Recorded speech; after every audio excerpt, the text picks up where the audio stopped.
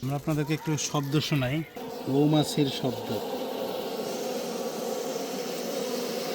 হাত ঢোকানোই মুশকিল ভাই।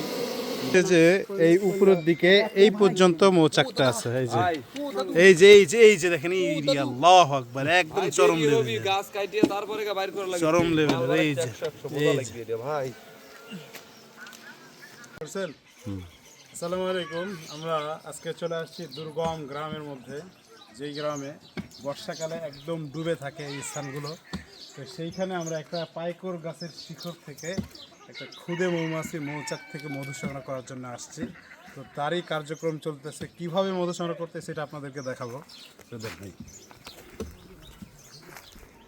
এই যে আমাদের মোয়াল ভাই, সে হচ্ছে গাছের শিকড় কেটে আর কি ফোকর তৈরি করছে। ফোকরের ভিতরে কত বড় মৌচাক থাকতে পারে একটু দেখায় আপনাদেরকে।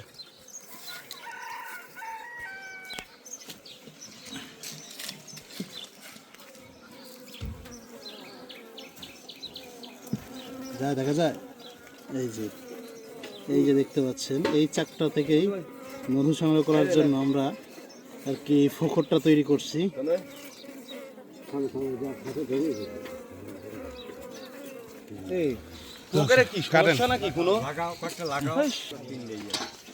এটা কিন্তু একটা নদী, শুকায় গেছে, আর এই নদীর পাশে এই পাইকর গাছ, এই পাইকর গাছ থেকে আর কি এটা কাটা হচ্ছে।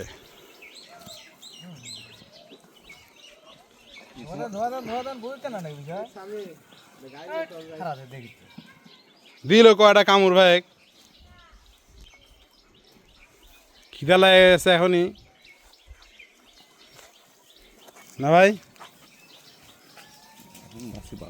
এই যে নদী শুকায় গেছে, সব নৌকা পড়ে আছে।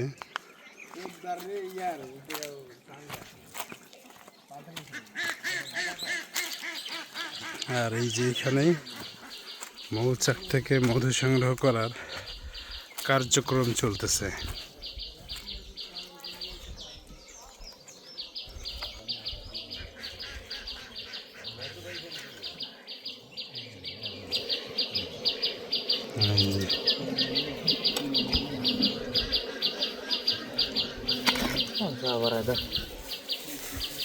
ঢুকাও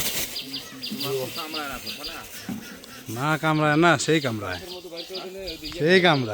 না, মানে বড় মৌমাছির চাইতে মজা বেশি ভাই। বড় মৌমাছির চাইতে এটার কামড় মজা বেশি।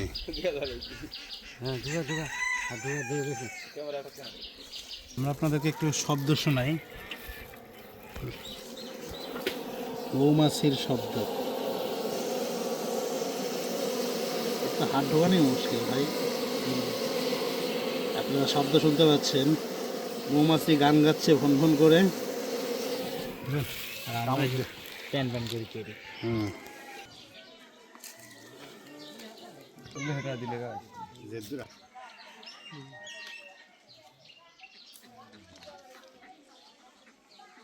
বাটালটা হয়ে গেল কোন গানে মানুষ হয়তো গাছে কাটতে তো